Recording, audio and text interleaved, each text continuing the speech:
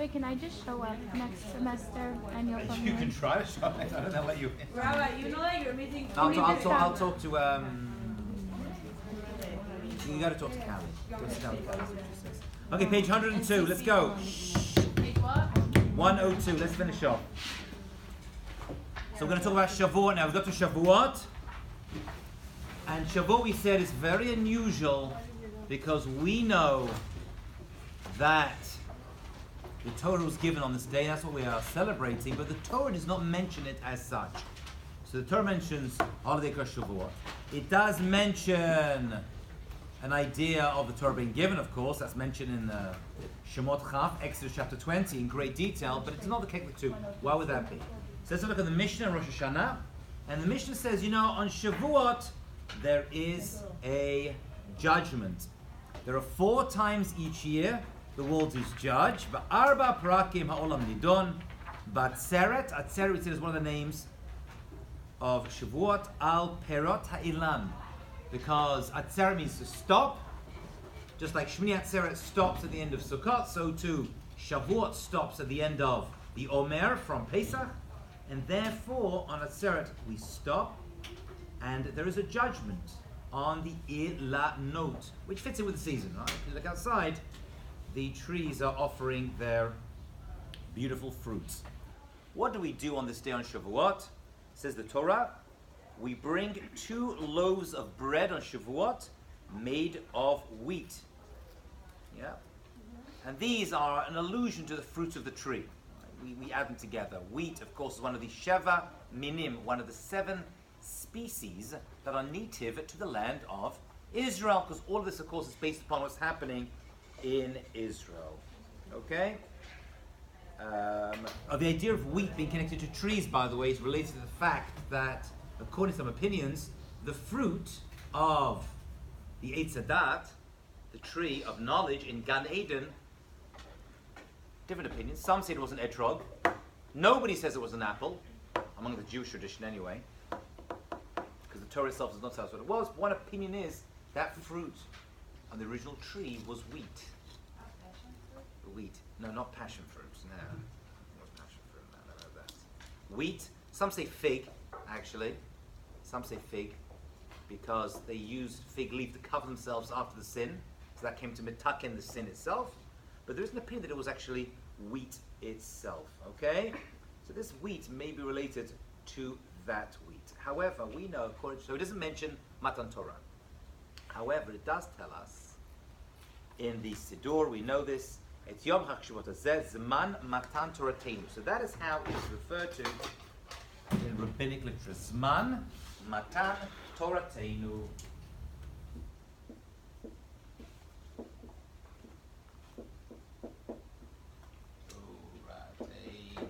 Right, the time of giving of Torah. So what we're going to figure out right now is why. Why does the Torah not make that connection between Shavuot and Matan Torah? And to that, we'll have a look at a very famous piece of the Kli Yakar on page 103. And the Kli Yakar says there's something very deep happening over here. Okay, what is Matan Torah mean? The time, the giving of a Torah. Remember, the Torah was given 50 days after leaving Mitzrayim, and Shavuot falls 50 days after Pesach, and therefore that is the time of Torah. That is the Zman. Right? We said the word Zman, if you remember, it's related to the word Zimun, is prepared. That time is prepared for giving of Torah. Okay? Alright. What page are you reading from now? 103. Are we all following? Yeah. Everyone good? Oh, that's what it's Let's look at the Kli Yakar. So the Kli Yakar says, okay, fine. What do we do on this day? The Torah tells us, "V'kraftem mincha hadashah." You have to bring a new mincha, a new offering. Siman liyom matan Torah. This is a sign. This offering you bring on Shavuot is a sign of the giving of the Torah. It's related. It's related. So on Shavuot, we bring shtei lechem, 2 wheat loaves. We bring 2 wheat loaves. What is this? On what? On Shavuot, 2 wheat loaves are brought in the Mishkan. Okay. And we say that is a sign of the Torah being given as well. So we're connecting these 2 wheat loaves this new crop harvest, because wheat, we said, is the new harvest, right? Are we putting these pieces together? So it's the new harvest. The wheat's come up. We now take 2 loaves. We bring the wheat. Right? On Pesach, we brought the barley. Now we bring the wheat. We're saying this is the time of Matan Torah. So we're connecting the two together. We're connecting new wheat, the Chadasha, right? The new wheat, Lechem, and giving the Torah. Why are we connecting wheat with Torah? What is the connection, the truth behind that? Yeah. It's Shtei Lachem Chadasha. Yeah, there's a mincha chadasha, a new offering was brought on Shavuot, and it was made of 2 loaves of wheat. That's what the Torah tells us. So we're like, well, what's that to do with Matan Torah? So he's going to give the connection, and he says like this. It's quite clear, but it's quite interesting. Well, Mashalon is Torah. The reason the Torah does not mention explicitly Beferush Ki Yom Ze Matan Torah, it doesn't tell us that Shavuot is Matan Torah. Sha'al Matan Torah lo ratzah Hashem lahagbil yom yedua, because God did not want to limit the giving of the Torah to a single day. We mentioned this before, right? Lefishat tzarach adam, because a person is obligated. She'ed domeh lo b'chol yom v'yom b'kol yomot hashana, because it should feel to a person that every single day the Torah is given anew. So why does the Torah not connect the Shavuot day and Matan Torah, although they happen on the same day? Because if we said Shavuot equals Torah, you would think that only Shavuot equals Torah. That is the mistake you'd make. And it's not only. A person should feel as though the Torah is given to them every single day anew. You can't make one day that is Torah day. It doesn't work that way. If one day is Torah day, so I'll neglect it. I'll do that one, and that makes sense. It's a valid thing to think, right? If I said to you matzah day, that's Pesach. Do I eat matzah the rest of the year? No, that's crazy, right? I'm not interested in that. Do I eat sound the shofar during the rest of the year? No. So we have one day for shofar, we have one holiday for matzah, we have one holiday for Sukkot. So we said, one holiday for Torah. No, but you can't just limit Torah. So Torah is bigger than any one time. Okay? Not early to eat. 1 second, get there, yeah. So what's the significance of Simchat Torah? Is that the same time? No. Simchat Torah is a site that's not a rabbinic holiday, it's not a Torah holiday. And that is, there was a law made by Moshe Rabbeinu that the Jewish people should hear the entire Torah every 3 days. They should hear some Torah. That's read the Torah Monday, Thursday, and Shabbat. And we follow a yearly cycle. So the entire Torah is read throughout the year, starting on Simchat Torah and finishing on Simchat Torah. So we celebrate the Siyum on Simchat Torah. So that is basically the reading of the Torah.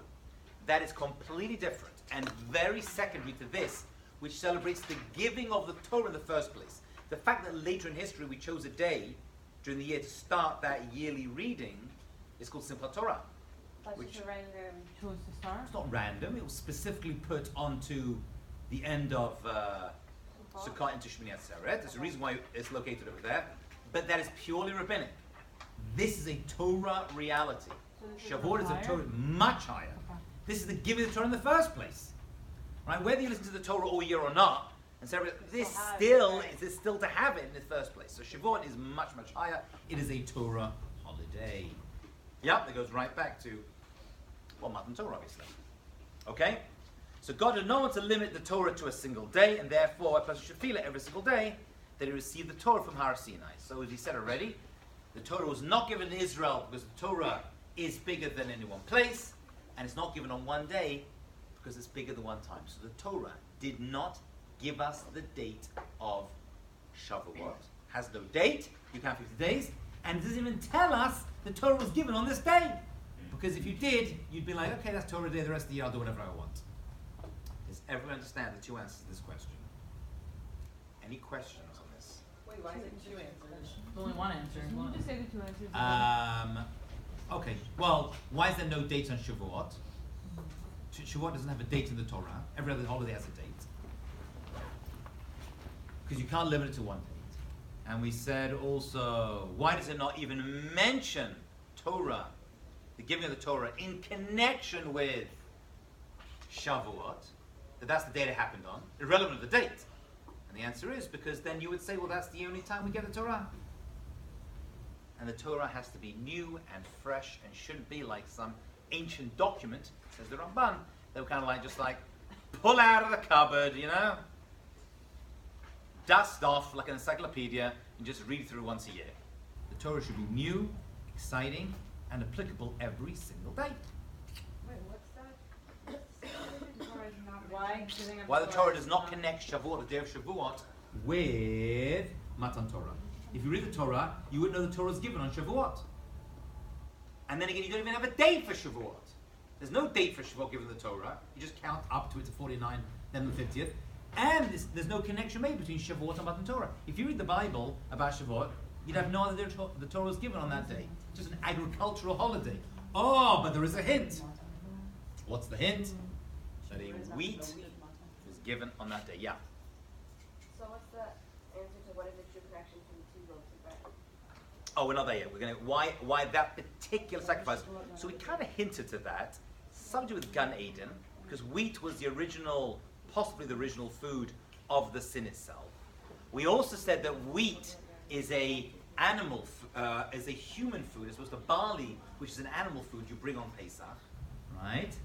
So already we're seeing that wheat is an advanced human food that we give children from very early on. So wheat represents thought, das, thinking, and produce for humans. Yeah. Wasn't it also the association the wheat stocks like bow down also, so kind of like the rabbis? You know what? It's a good point. I don't know if that's connected. I don't know if that's connected even. It could be. It could Wait, be. what does wheat represent? Some sort of food we give children? Yeah, it's like a human food. It's human food, right? We make bread, we give them from a young age. Isn't like pancakes human food too though? Like Whatever they're made of, but it's wheat. eggs. Wheat itself. What does that have to do But you with said human food and what you said chicken. Well, barley, we said the original barley we bring at the beginning, the barley sacrifice, at the beginning of the Omer. The Omer is barley, and then we go from, so barley we said is the first that comes out, but it's an animal food, and then we get to Shavuot, which is a wheat food. So wheat is going to represent human development, as opposed to animal development. Yeah, we together? right? What's going on over The there? two Yes, speak it out, speak it out. It's not You easy. asked 2 questions. Why does Shavuot not have a date? And then why Yes, does 2 questions. Why Shavuot does not have a date in the Torah, and why does the holiday Shavuot not describe in the Torah as the giving of the Torah day? But that's the same answer, right? It's kind of, yes, kind of the same Yeah, answer. that's Yeah, what she was it's asking. kind of the same answer. Same In answer. different, but in different ways. In different ways. In other words, we say it's not given a date because you may build up to it. We said, remember that with the Omer, you build up to that time. The Torah is something you build up to. And we said, why is it not mentioned? Because you may think that's the only time for it. And the Torah is bigger than any one place, time, or person, or generation. The Torah was given to the entire Jewish people over the entire world for all of Jewish history. The Torah was given to the entire Jewish people over the entire world for all of Jewish history. Right? It's impossible for one person to keep the entire Torah. It's not physically possible. You have to be a man and a woman, which is possible nowadays, unfortunately. Right? You'd have to be living, 2,000 years ago. You have to live in Eretz Yisrael. You have to be a king. You've got to be married. You've got to get divorced. Right? You've got to return items you stole. There's too many mitzvot. The Torah cannot be even connected to one person. It's the entire Jewish people that were given this thing called the Torah. Okay? So Shavuot, the only reason we celebrate Shavuot and we connect it to Matan Torah is because the wheat was given as a korban, and we think that No, that- we know that was the date of Matan Torah. No one disputes that. That was the date of Matan Torah. but it's on the Torah. Well, Matan Torah is mentioned in the Torah, and we calculate 50 days after we receive the Torah. So you made the calculation. It's not very difficult. You count 50 days, you get to that time. It's the it's same not thing in the mentioned, we Torah. have to figure it out ourselves. Yeah, but exactly. You've got to figure it out for yourself. But it's very obvious. You say, if it's so obvious, why don't you just mention it? Right? It doesn't say there's a fast they call Yom Kippur. Figure out when it is. Oh, by the way, it's 10 days of Rosh Hashanah. Right? It could have just said that. We could have figured it out. But it doesn't say that. It tells you, oh, by the way, it's 10th of Tishrei. So why does it just leave that last piece out, the date?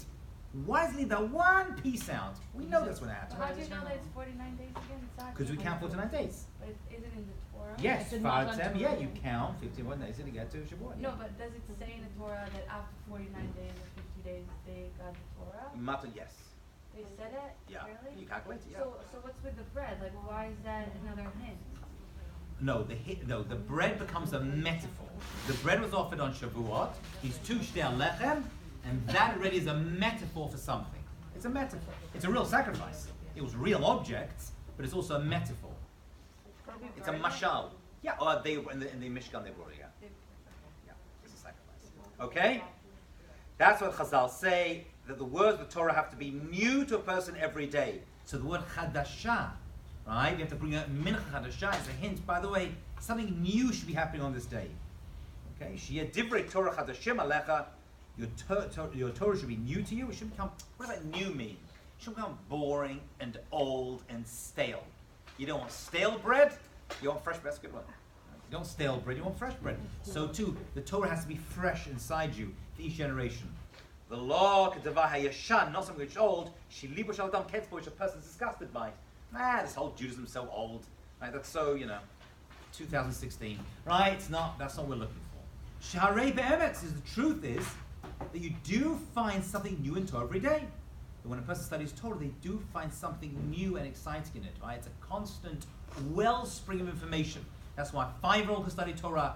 A 55-year-old, a 105-year-old, wherever you are in your life, you're always growing. It should become something new and something you will learn for. So the word chadasha is the key word over there. Alrighty. So what do we do on this day? Page 104. So although it's just an agricultural holiday, there is a mitzvah to celebrate on that day, and it becomes a celebration. Look at page 104.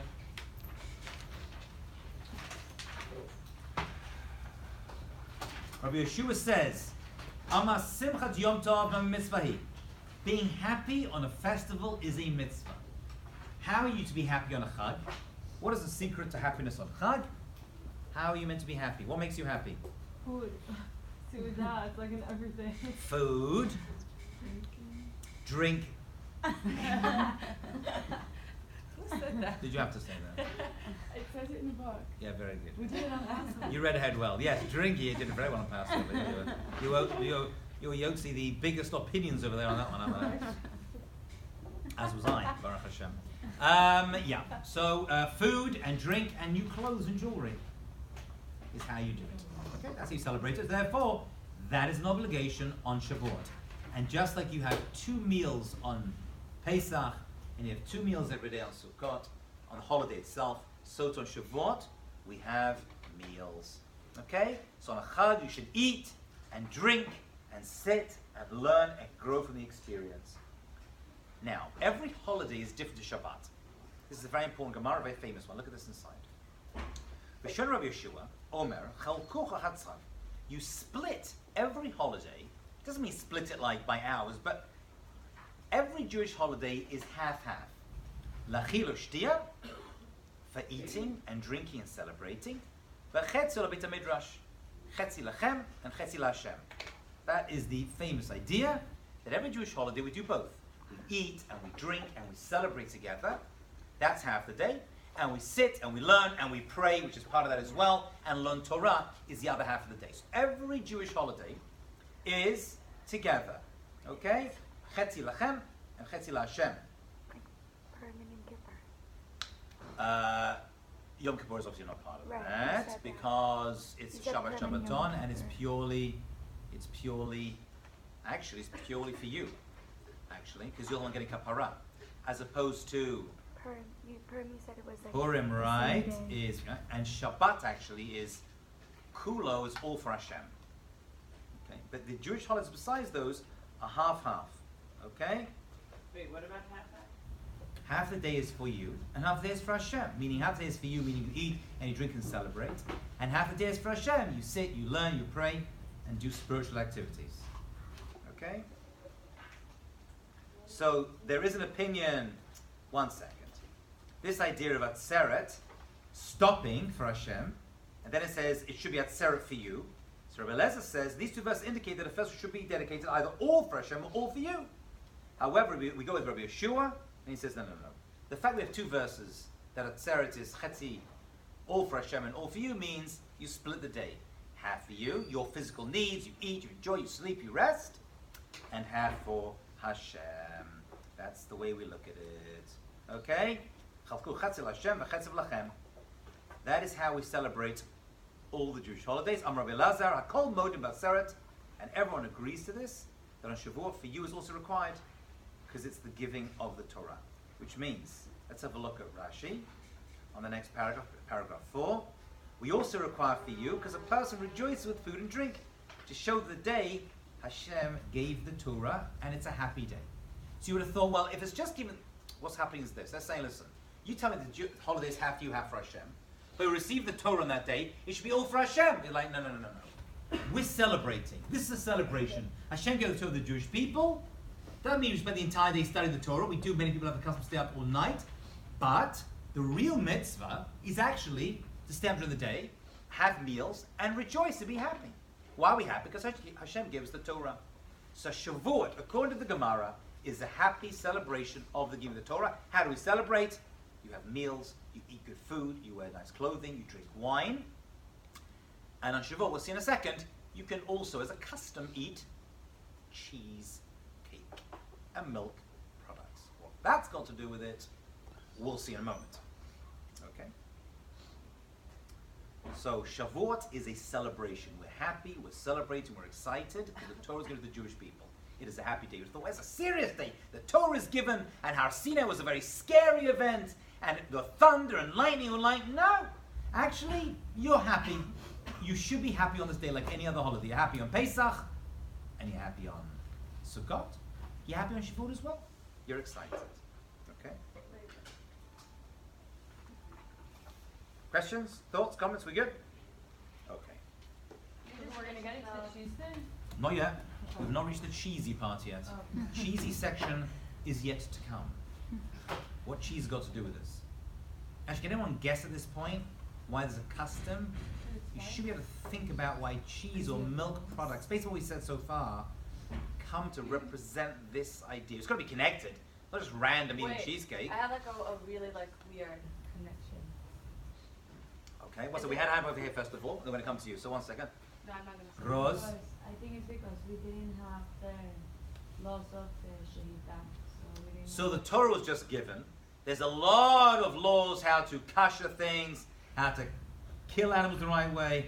Meat takes a lot of time and preparation. Right? Cheese, you just like milk it, cook it, and then you're ready to go. So that's one answer. One answer is, after Sinai, it was so much going on, we didn't really understand and know the laws of how to do shechita, right? Are utensils one kosher, cooking clean? So therefore, they say the first meals afterwards were milk meals. Do you remember that? That's one answer that is given, yes. For why we can't answer it. For why we have milk products. Custom. It's just a custom to have milk, a milk meal on Shavuot. It's a little deeper answer. Sarah, you want to give it a go? Yeah, so I was thinking, I mean, the other food that we eat is the 2 loaves of bread, right? So I was thinking, like, if that's chadasha, then maybe, like, the cheese is also chadasha.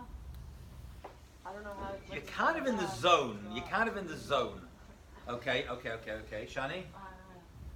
It's recorded. Okay, so we're going to ignore that one then, and we'll not risk it. No, Yes? like, you know, like how the milk is like for newborn, right? Yeah, okay, Like, go on. And like the cow, like the milk is for the newborn, like. So milk represents, New, like, you know, a life, like bringing like the baby, and then you have milk, same as the cow, like she brings the baby and then he drinks the milk. that's pretty good. Milk and meat. Meat comes from A cow. cow, which is dead. So meat represents death. Milk represents life, which we give to a baby. And since it's given to a newborn, we drink milk, newborns drink milk from the mother. So too, HaKadosh Baruch Hu, as it were, is giving us new life every Shavuot by allowing us to re-accept the Torah every single year. We are a new nation. We were all converted at that time, and we were all born anew, as we should be every year. So too, the milk represents life and newness. That was exactly it. You have to become a Rebbe son after that was really. You better marry someone really from. I'm just warning you right now. Well, I have a Not some dodgy someone Israeli from Tel Aviv. interested. Yes. Is Now, by the way, that's exactly what they say. That's Rabbi Samuel Felhirsch. That's his exact answer on that piece. So one of these, New, he like mentions, baby? yeah, Okay. exactly what he says. Milk represents life, and blood represents death, I guess. and meat represents death. And the Torah is new, and it's life, and it's our life, and it's a chadasha. Therefore, we have milk to represent that. It's symbolic. Rabbi Hirsch is very into symbolisms of various items and thoughts. That's exactly what he says. That was the other answer. Yes? Does it have anything to do that Israel is the land of milk and honey? It could do. It could do. It does. Milk over there just represents plentifulness and goodness and nourishment. Yeah. Could be. Could be. Right. We're not in Israel at this point, but that comes to represent Israel as a new country. More about Israel than about Matan Torah. Because the Torah was given outside of Israel, remember, yeah? Okay. And therefore, this is the key idea of Shavuot. Don't let the Torah be an old document, right, that my grandparents are involved in. I hear this a lot. My grandparents are very religious. My great-grandfather, chief rabbi of Morocco, chief rabbi of Mexico, chief rabbi of Syria, chief rabbi of... But me, now I'm not so involved. That's not what we want to hear. I want to hear your grandfather, you want to hear you're the chief rabbi. That's what we want to hear, right? So the new generation has to feel the connection to the newness. Says Jeremiah the prophet, Koyamar Hashem, so said Hashem, Im loy brisi yom v'layla, if not for my covenant of Torah day and night, Chokat shemayim v'aretz lo samti. I wouldn't have created heaven and earth. The reason Hashem created a new world and universe was for the Torah. That's why it was given to us. Says Rashi in Bereshit, this idea of Torah wasn't an afterthought, it was built into creation. On the sixth day, the Torah adds the letter Hey, right? It says Yom Hashishi, right? We say Kiddush says it's a verse from the Torah. Yom Hashishi ve'chol ha'shamayim va'aretz. Why Yom Hashishi? Just Yom Shishi. Right? Yom Shishi is how we refer to. Why is it called Hashi? What's that Hey doing there? It's a famous Rashi on Chumash. Why is there a Hey on Yom Hashishi? Hosif Hey v'Shishi. It added the Hey to Shishi. The Gemara Naaseh Bereshit at the end of creation, because the sixth day is the end of creation, to elude Yom Hashishi Kulam Tluim Ba'omdim Od Yom Hashishi. That everything in creation was dependent upon the sixth day, which is the 6th of Sivan, which is the day which was prepared for the giving of the Torah. So it says in creation, Yom Hashishi. Yom Hashishi. That's how the Torah describes the sixth day in creation. What's that? Hey, that is a reference to the sixth day of creation, but it's referring to the sixth day of Sivan the Torah was given on. Which means locked into creation, the Torah is very put onto it. The sixth. So the Torah is alluding to the sixth day of Sivan, when the Torah was given, to the sixth day of creation. And that's why the hay is added over there. Does everyone get that point? Everyone understand that Rashi? I don't get that obvious. How did they come up with this? It's saying the day? Is that Yeah, because no other day has it. So it's a drush. It's a drush. It's not pshat. It's a Rashi's giving a drush over We were here. asking the question on why does it say the hay? Why does it say in creation, right, Yom Hashishi? With the hay. With a hay, right? And it was the day, the sixth day. So What's the sixth day? It's like, I'll tell you why. There's going to be the sixth day later on. That's going to be very important. The Torah is given on. So we're talking about when it says this in the time. In time of creation, yeah. Thank you. Yeah, that's what it's saying. That's a very famous Rashi in Chumash that locked into creation was given the Torah, which means it wasn't like, you know what, I created the world, let's give it a Torah. No, the world was created based upon Jeremiah the prophet in order to give the Torah to the Jewish people, in order for the world to get to its ultimate place. Okay? So that's why Torah should be studied, and is actually studied at any given time. See, Al Pi Kabbalah, at every moment, Torah should be, that's why there are different time scales in the world, and time regions, so Torah should always at least somewhere be studied somewhere in the world and be part of the universe. Right? We don't all go to sleep at the same time. Different parts of the world, the Torah is always being studied. Okay, let's jump to Matan Torah itself. Let's look at the two most famous words in the entire Torah, what they should be, and what we learn from them, what they have to do with this day as well. So we know the Torah was given to the Jewish people, the other nations of the world. You know, I spoke about this on Friday morning, actually. I spoke at a high school, and I mentioned this idea, and there were two converts present. Actually, one was a daughter of a convert, and they liked this idea very, very, very, very much. I didn't know they were there, actually, in the audience. Every nation of the world was offered the Torah.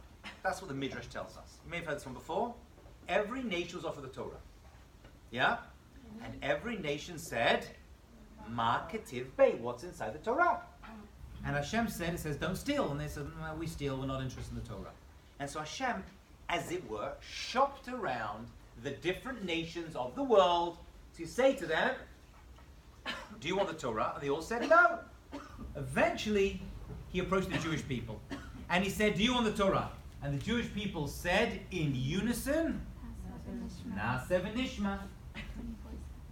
Naaseh VeNishmah. These are the two words you just said? These are the two words I said. They are found in the Torah portion of Mishpatim. 24/7. Naaseh VeNishmah.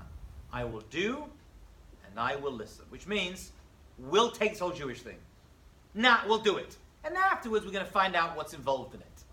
Those two words, says the Gemara, are two of the most important words. When the Jewish people said that, all bets were off. The Torah was given to the Jewish people. There's a lot to understand about this. I mean, Hashem offered to the non-Jewish nations first, and then went to the Jews. He knew they were going to say no, and he knew we were going to say yes. Okay, that's one thing we have to try to figure out. But I want to give you a fascinating answer, which Sfas Emes brings down, but others bring down as well. One reason, it's a little bit obscure this, a little bit strange, but it's very, very, very interesting, and does relate to us as well. And it goes like this. Hashem approached those nations, and they said no. But there were people inside those nations that said yes, but they were voted out. What happened to those people? Actually, where did these people even come from? And what happened to them? So that was it. He went to the Moabites and said, you want the Torah? Ishmael, you want the Torah? They're like, no. But the people inside the nations that said, actually, we do want it. It's just not fair on them. They wanted the Torah. What happens to them? Anybody know? They get reincarnated in future generations and become the converts of the Jewish people. That is one opinion. So the people within that wanted There were it. people within those nations. When Hashem said, do you want? And they said, yeah. And everyone else said, no. Hashem said, you know what? You really want it. You get to come back in future generations. And that means that all future converts actually were present to Har Sinai in some way and actually wanted the Torah. Where did they get this idea from? What made those few people among the nations want to receive the Torah? Where did they get it from? How come they said yes and everyone else said no? And they're a minority, obviously, right? Do you understand my question? Where do they come from? It's like some woman among this nation, right? Some Chinese lady, someone from Sweden, someone from Russia, right? Ethiopia, wherever it's from. She's like, yeah, I want it. I said no. Where do they come from? How did they get to that point? When they ever have like those Like what motivated them? What? Like what motivated them? Yeah, what motivated them? Got it. So the other connections, we have to go back in history to put them into Har Sinai and then put them later, so we have to scan all the Jewish history, is Avram Avinu had many followers. Remember that? He taught thousands and thousands of people. Very good. Where did these people go? They didn't become Jewish. Only the descendants of Avram Avinu through Yitzchak and Yaakov became Jewish. So where did they go? What happened to them? So the answer is they disappeared. And they got to come back in future generations, and they're the ones who ended up later on at Har Sinai saying, we want the Torah. So Are we clear on this? Do it again? It's tricky, right? We just jump like this. We stood at Har Sinai, we jump forward, and then we went back to Har Sinai, we jump backwards. And we said, but what was the connective thing? Hashem went to the nations and said, do you want the Torah? The nation of the world says, no thank you, not interested. It says no adultery, no, not interested, we're too busy with that. Right? It says no stealing, no, we're stealers. We can't be judged on that as well. The Torah's not for us. Torah's not for us. So do you want the Torah? To the Jewish people, Jewish went around and said, oh, Naaseh VeNishmah. Right? The best thing they ever said. Woo! The angels went crazy, supposedly the Gemara says. Best thing they ever said. We'll come back to that in a second. But within those nations, there were non-Jewish people that actually said yes. What happened to them? They become future converts in Jewish history. Future Gerim get reincarnated. This is Kabbalah. But reincarnated and come back in future time. How did they get there? What made these few people among them say yes? It says they were the ones who Avram Avinu actually ended up teaching, and some say that when Yitzchak, this is Rashi, Yitzchak was born, people doubted, right, that Sarah Meinu was able to have birth at this point, and therefore she nursed a lot of non-Jewish babies. That's what it says in the Torah. She was like a wet nurse, it's called. She would nurse other babies. Those babies drank milk from her. They drank her milk. A few generations, they became Jewish. That's really the source of it. That's what it says. So Avraham Avinu influenced these people. They didn't disappear into history, into nowhere. Right? They actually came back out of Sinai, and then a few generations later, right to the end of history. So that's where converts come from. So I told this idea to these two students on Friday morning. They were like, "Oh my God, are you telling me I or my mother was actually out of Sinai?" And the answer is probably, or in the region at least. You know what I'm saying? It's a nice thing to know. Quite reassuring. Now this is important to us because Har Sinai for the Jewish people was one big conversion. That is why there is a custom to read Megillat Ruth.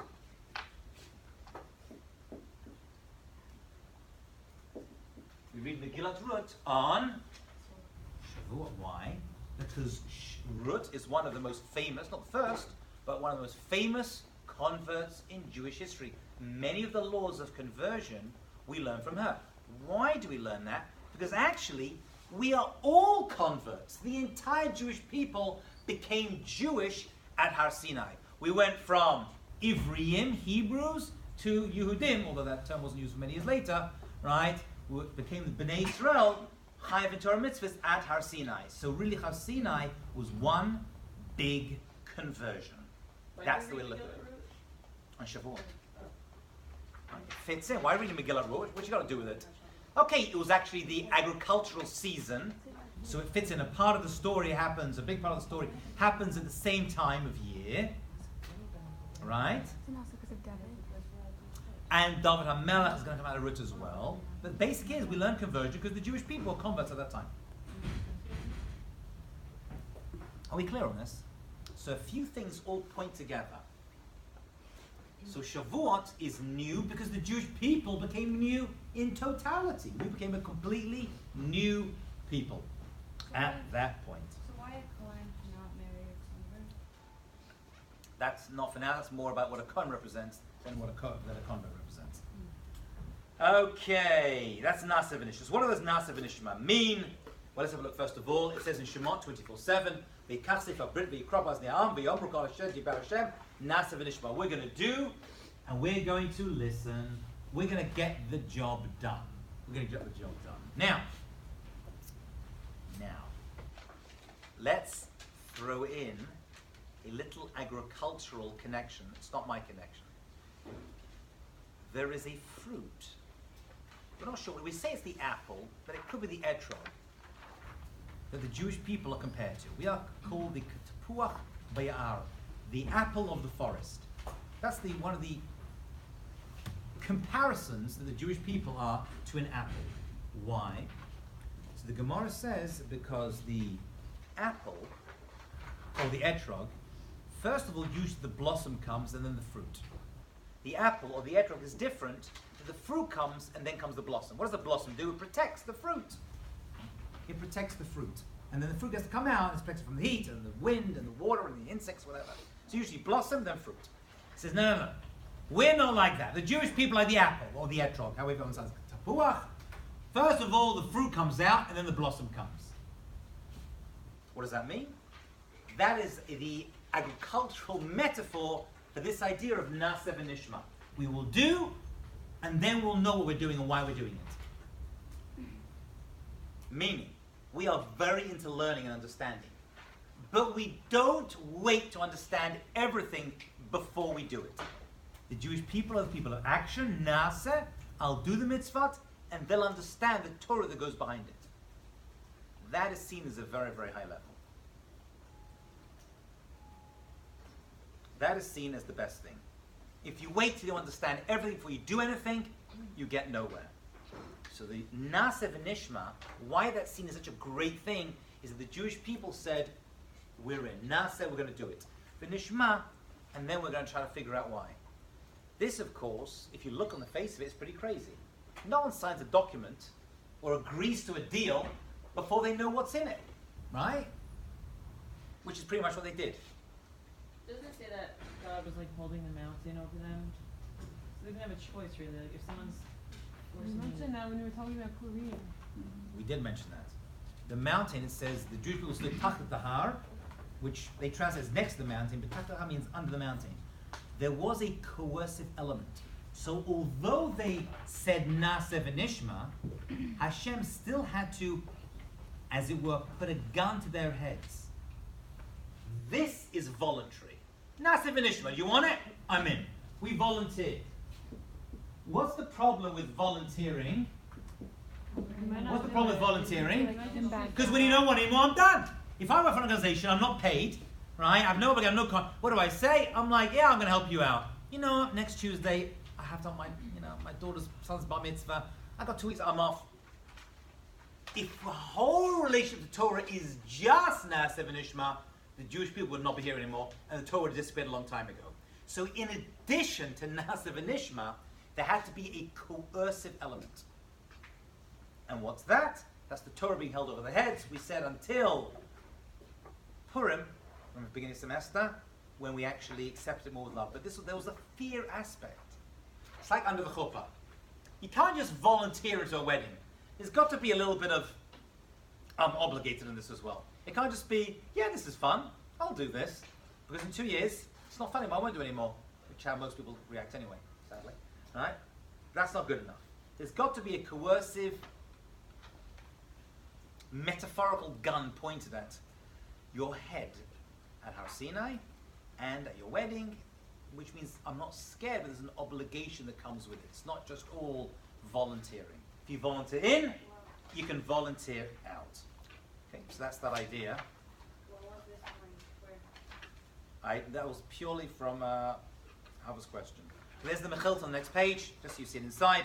That's when the Jewish people, Hashem went to the other nations, said, you want the Torah? And they said no, and then Hashem said to the Jews, did you want it? They said yes.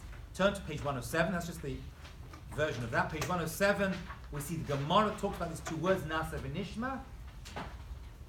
Rabbi Eliezer said, when the Jews said, we will do before we will hear, a voice came out of Shemayim, says the Gemara, and said to them, wow, who revealed the secret to the Jewish people that the Malachim use? The Malachim are Naaseh VeNishmah. They just get the job done, right? Angels, they're like spiritual robots. They're Naaseh VeNishmah. They're just Naaseh, actually. They're VeNishmah. So like the Jewish people reach the level of Malachim through their own choice. Angels are made that way. We reach that level at Har Sinai. But we said, you know what? We're in. It may not make sense. It may be difficult. It may be challenging. It may mean we can't steal. It may mean we can't commit adultery, and on and on and on. We are in. Okay, we are in. Well, I have a question. Yeah. I'm just rushing because of time, but yeah. Remember in the Holy class that you said that the Jews were compared to apples in Rosh Hashanah? Yes. Very good. Yeah. Something like that. It's all related. I can't go to it now, but it's there. Very good. Well remembered. That's right. I don't remember what you said. And by the way, people also, there's a custom, people to, it's a Persian custom, I think, to bring a apple at Brit Milah. It's all connected. A new baby, it's all connected. Apples represent this, yeah. I don't get like what you just said about that. So the Gemara says, wow, when the Jewish people said this, Naaseh VeNishmah, they're like the angels. Why like angels? Because angels get the job done. Naaseh, we're in. That's a very angelic way to be. They just get the job done. They don't ask questions. They're like spiritual robots. We're like, but we're better than angels because angels are made that way. We created ourselves that way, that we accepted the Torah with all our challenges, our difficulties, on and on and on. We accepted the Torah and we became like angels. But we achieved it. They are just given it. So humans, according to Jewish thought, are greater than angels. Angels are spiritual robots that are just made to get the job done. Okay? They're not physical at all. We had to reach that point. We have to climb our way up the mountain. They're just dropped off on top. That's how my Rebbe Graham used to describe it. Nice man. Okay? So that was a level. It took time to get. It took 49 days to get to that point. It was the miracles in Egypt. It was the Kriyat Yam Suf. It was the stories of the Avot. It was Moshe Rabbeinu, Aaron, everyone together. They reached a very level of emunah in order to get that point. Oh my goodness, there's a lot more.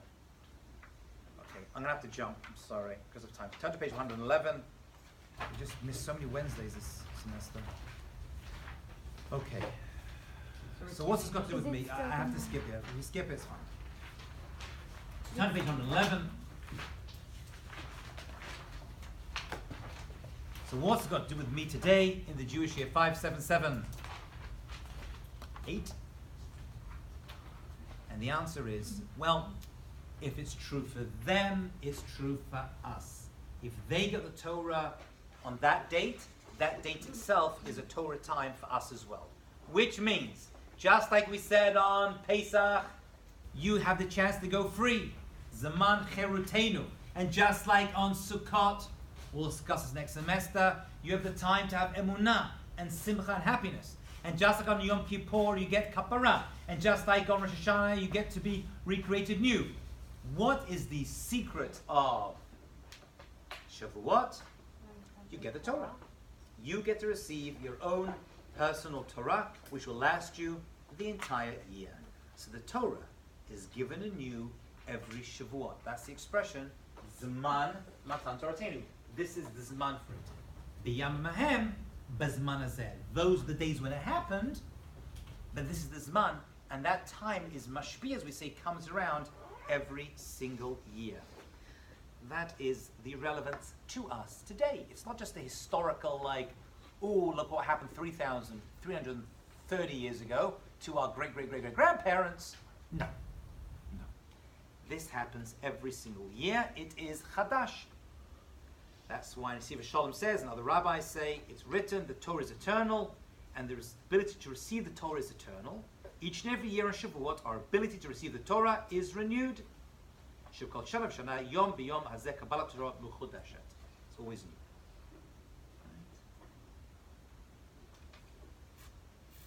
It's a continuous process. So although we want to see the Torah every single day, there is one day that really represents giving the Torah. And if you get that day right, and what do you have to do? Well, not much, really. You just celebrate. What do you do on Shavuot? There's a custom stay up all night. If you don't want to, you don't have to. The aspect of Shavuot is just to celebrate. On Pesach, you have to eat matzah. On Sukkot, you have to sit in the sukkah. Rosh Hashanah, you have to hear the shofar. On Yom Kippur, you have to fast. You have to do teshuvah. On Shavuot, you don't do anything. Why? Because you can't even limit the giving of the Torah to an object. You can't limit it to an object. There's no object. So what do we do on Shavuot? You just celebrate. Cheesecake is just, it's nice, but if you don't eat cheesecake, you've still fulfilled Shavuot. If you don't hear the shofar Rosh Hashanah, you haven't. So what do you do on Shavuot? You just enjoy. You just celebrate it. Right? Make sense? I can't say, oh, I have to do this, I have to climb a fake mountain. No, it's not. Okay? So Har Sinai is an ongoing yearly festival that takes us right through to the end of time. Turn to page 112.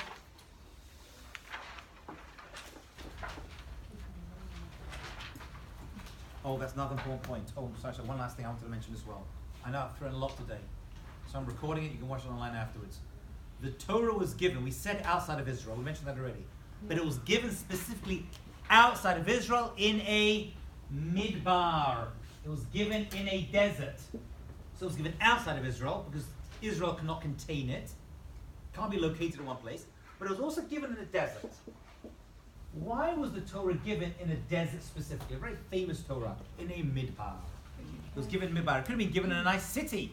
That would have been nicer, right? No, but then the city is Because it's the land of nobody. Because Hashem beautified it with flowers. That's why. Yeah, she said it nicely. The land of nobody. It's the land of nobody. It's the land of nobody. Yeah? Oh, that's cute. Sounds like a Beatles song. Right. It is the land of nobody, meaning it doesn't belong to anyone. In Hebrew, we call this, what does ownerless mean in Hebrew? How do we say ownerless? No man's land. I don't know. Hefker. It's Hefker. It's Hefker. No one walks around saying, yeah, this piece of desert, yeah, that's mine. Right? Maybe owned by a country, have dominion over it, but no one turns around like staking claim to a little bit of desert. That's one answer. That's Rashi's answer. Very famous question. That's the answer. And just like, this is important, just like the desert is ownerless, so too the Torah is ownerless, which means it's owned by everyone. It's not some elite group of Jews that were given the Torah. It was given to all the Jewish people, which is why, interestingly, the Jewish people are the only people that claim their law book was given to men, women, and children. Every other religion is always, one man or maybe two men, and that's it. We're like, no, it belongs to every single Jew right through history. So it's quantity and quality.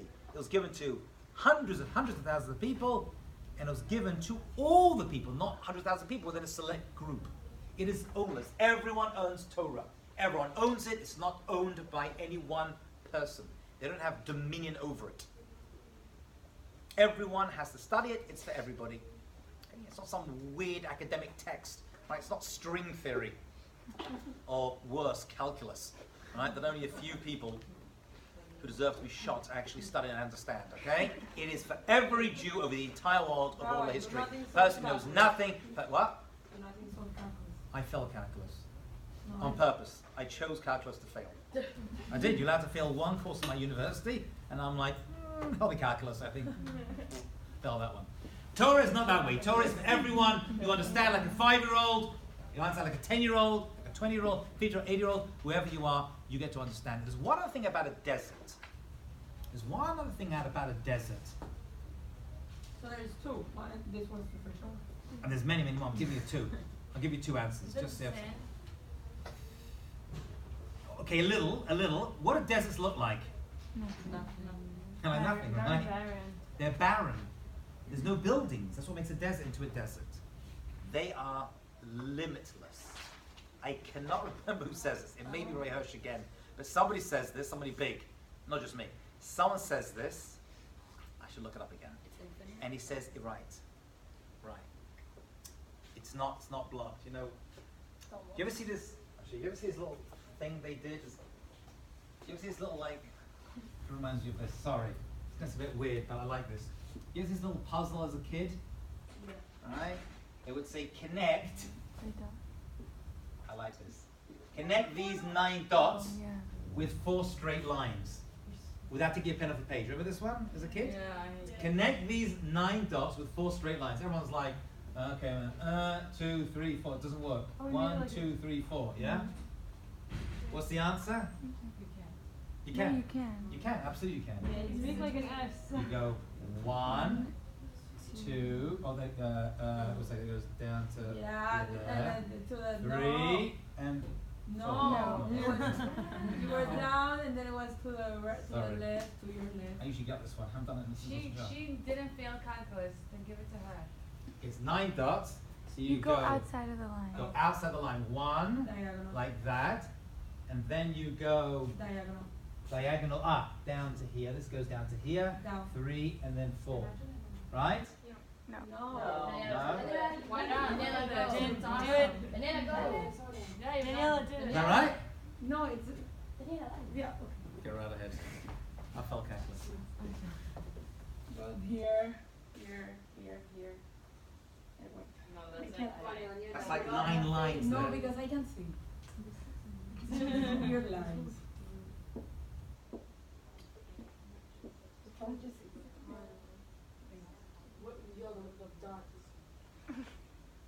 No. That's going to be straight lines. No, where is my? It is straight lines. You just went like that, cuckoo. But it's 4 straight lines. 1, 2, 3, 4. You missed this one. Oh my God, guys. Drive me nuts. I believe. Okay, Rabbi, don't worry. Just trust me, it works. And the answer is, you have to go outside of the lines. So the desert, they say, that really didn't work. The desert is, write down your paper, it works. The desert does not put, I have to delete this part of the video. This part did not work. The desert, people at home watch this video being like, wait a minute. Yeah, it works? Just Google it and come back. Shall I do it again? I'm tempted to do it again, believe me. I'll let you know how it is. Thank you so much. Put it on your final. Okay, if anyone does on the final, we're very impressed. Let me get extra credit. Oh my gosh. John's gonna be now John's gonna be studying for a final. We'll see. Wait, can we do that? Learn it how to do it. What's the idea? That we put boundaries upon ourselves, and the Torah is boundless, it's limitless, it's infinite. So a desert is not blocked by buildings. We're talking about right now, we're inside a cube, inside a bigger cube, and that limits our vision. So the Torah is limitless, and therefore we go outside of our boundaries, which this demonstration was meant to show, but did not work. But that's the idea of it, okay? So that's Torah. So Torah is given every single year on that day, and you get to renew it every single day of your life. You get to renew, you're connected to it. It's always something new. That's what Chadashah. That's why it's given in the desert. That's the idea of Naaseh VeNishmah. We commit ourselves to it, although that's voluntary. We say the mountain was held over our heads to give us an obligatory one. Okay, we're going to stop over there. Next class, please be here. We're going to run through the 3 weeks of Tisha B'Av and then review for the final. Okay, thank you. Have a great day.